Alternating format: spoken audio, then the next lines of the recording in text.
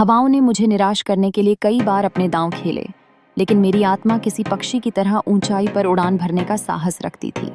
मैंने अपने आंतरिक संघर्षों को अपनी ताकत बनाया, और जैसे ही मैंने अपनी आत्मा की आवाज सुनी, हर मुश्किल मेरी सफलता की सीढ़ी बन गई।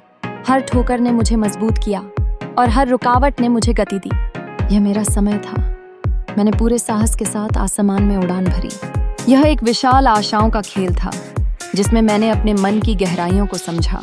जब मैं खेल के नियमों को पहचान गया, तो मेरी जीत ने मुझे एक नई दिशा दिखा दी।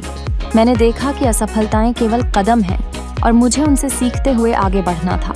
मैंने कठिनाइयों को अपने अनुभवों में परिवर्तित किया और इस खेल में अपनी जीत की कहानी रची।